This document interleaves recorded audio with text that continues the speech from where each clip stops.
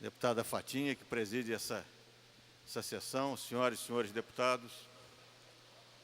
Eu, mais uma vez, presidente, vou falar aqui sobre febre amarela. Tivemos as audiências públicas nessa casa e eu entendo que esse tema não se esgota. Não se esgota porque estamos diante de uma situação não de pânico, mas de uma situação que deve chamar a atenção, deve acender a luz de atenção nas nossas autoridades. Hoje tivemos mais um caso confirmado em Casimiro de Abreu. Isso demonstra que a febre amarela está no nosso meio. Ainda uma febre amarela silvestre, quer dizer, aquela ligada a áreas florestadas, mas com certeza, com possibilidades muito fortes de se transformar numa febre amarela urbana, usando o Aedes aegypti como mosquito transmissor. Agora, a partir desse período de frios, meses mais frios, a propagação do mosquito diminui. Então, isso dá um alívio para as autoridades no sentido de avançar na vacinação do povo fluminense. Mas é importante entender o outro lado. O único lugar que se fabrica vacina de febre amarela no Brasil é na Fundação Oswaldo Cruz, no Instituto Manguinhos. E aí nós temos uma reflexão a fazer. No estado do Rio estão previstos 12 milhões de pessoas a serem vacinadas. O Instituto Manguinhos tem condição de produzir um determinado número de vacinas que pode chegar, talvez, a 6 milhões de vacinas. Mas nós temos que entender que existem outros estados na federação que também passam pelo surto, também tem casos em maior quantidade de inscritos e também tem indicação de terem a sua população vacinada.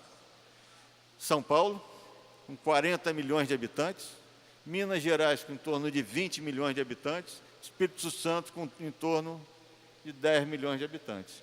Então, nós temos aí uma população a ser vacinada em torno de 70 milhões de pessoas. Então, há necessidade de fazermos investimentos fortes no sentido de tanto favorecer a Manguinhos para produzir, aumentar a sua produção, quanto para que outros locais tenham condição de produzir vacinas. Citaria aqui o Instituto Butantan em São Paulo. Então, é importante que nossas autoridades de saúde, inclusive as autoridades federais,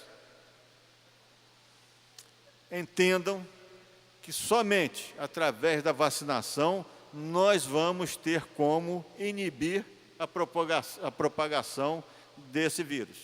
Lembrando que já falei anteriormente, que é uma doença grave, em que temos uma mortalidade de 30% a 70% daqueles casos em que a doença é mais evidente. Então, você ter uma mortalidade na medicina de 30% é extremamente alto para os padrões médicos. Então, nós precisamos trabalhar essa vacinação para evitar que se propague ainda mais. E uma outra preocupação que me traz, senhora presidente, senhores deputados. Vemos claramente que a população está com medo da doença. Talvez pela mídia, talvez porque se informou a respeito da agressividade da doença, talvez porque temos a possibilidade de vacinar, mas não está havendo a vacina disponível. E a grande preocupação que eu tenho, vou ser sincero, e vou já transmitir isso para o secretário, para o subsecretário, e vou repetir aqui, é que a partir do momento que tivermos um caso aqui na cidade do Rio de Janeiro, e essa é uma possibilidade, qual será a reação das pessoas que estão enfrentando fila para serem vacinadas? Qual será a postura dessas pessoas? Essa é uma reflexão que precisa ser feita. O segundo ponto que eu gostaria de tratar aqui nessa tribuna é agradecer. Eu sou convicto um deputado de oposição, mas gostaria de agradecer aqui ao nosso colega nessa casa e hoje secretário de Ciência e Tecnologia, o deputado Pedro Fernandes. Tivemos uma audiência pública motivada por um pleito do Colégio Agrícola Antônio Sarlo, em Campos dos Goytacazes. O deputado Conte me autorizou a falar pela Comissão de Educação. O deputado Bruno Dauara estava presente e hoje tive a notícia do diretor da escola de que o grande pleito deles, que seria a inclusão do 6º ano no edital da FAETEC, foi acatado. Então, eu quero aqui agradecer ao deputado Pedro Fernandes, que entendeu o que aquela escola representa. Eu sei que outras escolas também foram beneficiadas, mas para mim, e para todos nós da Comissão de Educação, eu tenho a certeza, deputado Waldeck, que só chamar a atenção para uma escola do interior, que é a Escola Antônio Sarlo, uma escola de enorme tradição, mas que passa por um momento muito difícil, o deputado Conte sabe, já concedo Vossa Excelência, já é um grande avanço e a comunidade escolar entendeu isso aí. E outra coisa, antes da fala de Vossa Excelência, deputado Conte, foi uma pauta também que foi colocada lá, autorizado por Vossa Excelência, e foi também votado no plenário de fazermos uma audiência pública em Campos dos Goytacazes, como Vossa Excelência autorizou, isso foi aprovado. Então, no futuro, quando pudermos marcar, discutir Antônio Sarlo, mas também a FAETEC João Barcelos Martins, né, que é a outra escola da rede FAETEC em Campos, e o IZEPAM, estavam presentes na audiência pública. Concedo a Vossa Excelência a parte. Deputado Giulianelli, eu quero parabenizá-lo pela iniciativa. Falava ali com o deputado Waldeck a importância, né, daquela escola agrícola no norte do estado do Rio de Janeiro, não só em Campos. Aquela escola está ligada lá à história da agropecuária de toda a região. Estive nela no passado, Vossa Excelência sabe disso, a convite de professores, e fiquei impressionado com o grau de sucateamento da escola. Fiquei impressionado. O pouco que ainda funciona ou funcionava na escola era mantido pela UENF, com muita dificuldade.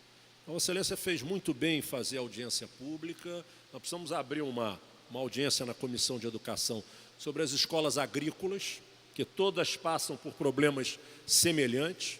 Uma audiência que temos que fazer, inclusive, com a participação da Comissão de Agricultura e da Secretaria de Agricultura, que o Estado ainda tem uma área altamente dependente da economia rural, especialmente do pequeno produtor, e não podemos dar as costas às 6 ou 7 escolas agrícolas que estão, eu diria, extremamente sucateadas no Rio de Janeiro. A escola de Magé, a escola de Conceição de Macabu, a única escola agrícola que ainda tem alguma produção de ensino agrícola é a escola de São Lourenço, em Nova Friburgo, que funciona numa parceria com uma ONG sueca, na pedagogia da alternância. É um belo projeto, inclusive. Agora, as demais escolas, eu diria a Vossa Excelência, que estão todas muito parecidas com a escola que Vossa Excelência teve lá em Campos. Então, parabéns pela conquista que foi sua. A comissão lhe apoiou, como vai continuar lhe apoiando nessas iniciativas que tem, e vamos acompanhar e realizar a audiência pública lá em Campos. Tenho a certeza, marcar com os companheiros da comissão amanhã, temos audiência amanhã, ainda no primeiro semestre, uma data que Vossa Excelência sugerir, uma segunda ou sexta-feira, realizarmos lá uma audiência pública, convidando a Secretaria de Agricultura, inclusive. Muito obrigado. Hein? De maneira nenhuma, deputado Conte. Isso aí foi um mérito de todos nós da comissão, tenho absoluta certeza disso. E como eu falei, eu bebo na água que vocês oferecem, porque vocês realmente, o senhor, Vossa Excelência, Waldeck, Serafini, são as pessoas da área de educação. Então, como eu entendo que a luta é justa e assumo que a luta é justa, mas com certeza a opinião de vocês são decisivas na condução desse processo. Deputado Waldeck.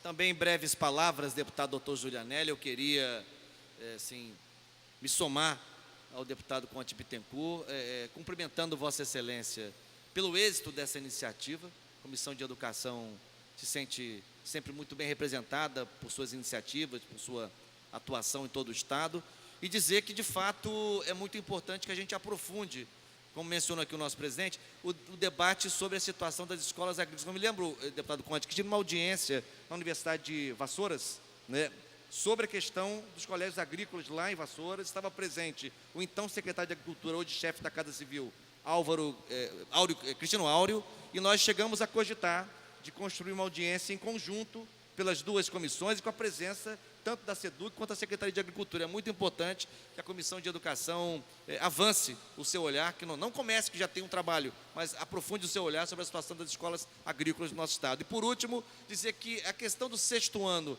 do Fundamental, a decisão de abrir vagas para o 6º ano Fundamental nessa escola agrícola de Campos, também tem uma simbologia, que é todo o debate que nós temos feito, com a SEDUC em particular, nem tanto com a FAETEC, mas com a SEDUC, sobre a questão da corresponsabilidade do Estado, ao lado dos municípios, evidentemente, com a oferta do ensino fundamental, que não é absolutamente uma atribuição exclusiva dos municípios. Sim. Né? O Estado e os municípios, conforme a Constituição, conforme a LDB, conforme a Constituição Estadual, conforme a lei que instituiu o sistema de ensino do Estado do Rio de Janeiro, o Estado tem que atuar para assegurar a oferta de ensino fundamental para ir passo com os municípios. Portanto, além da vitória específica em relação a essa escola, tem a simbologia em torno da discussão da corresponsabilidade do Estado no tocante à oferta do 6º ano. Com certeza.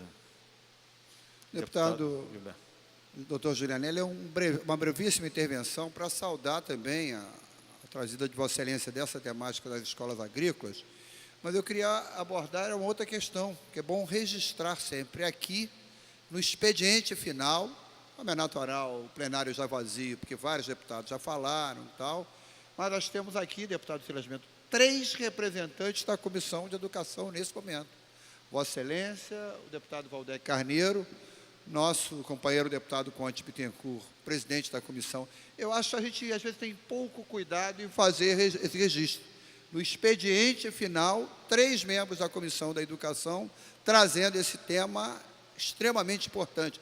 Hoje nós discutimos na Comissão de Orçamento, já foi levado também esse assunto à tribuna, a questão das contas de 2015. É bom registrar, deputado Conte, que uma coisa que a gente observa no orçamento do Estado, é que normalmente o orçamento da saúde e da educação tendem a ser os maiores orçamentos. Isso tem deixado de acontecer no Rio de Janeiro. O orçamento da segurança está entre os 3 maiores, e agora o orçamento de transporte também, que era que passou da saúde. E não passou porque a gente esteja melhorando para a população a questão do transporte. Passou, estava olhando aqui os relatórios, porque, por exemplo, a linha 4 absorveu um caminhão de recursos, um caminhão de empréstimo, e a gente vê aí a situação, a crise do Estado, né, os profissionais da educação não recebendo. Mas queria fazer esse registro, porque eu acho que é importante que a gente também valorize o nosso trabalho, valorize o parlamento, valorize o poder legislativo do Estado. Não é pouca coisa a essa hora nós termos, além de outros deputados de outras comissões, quase uma reunião da Comissão de Educação no expediente final da casa. Então, a saudação a todos vocês que integram essa importantíssima comissão permanente da casa, que é a Comissão de Educação. Obrigado. Feliz registro, deputado Gilberto Palmares. Termino aqui, presidente, minhas palavras.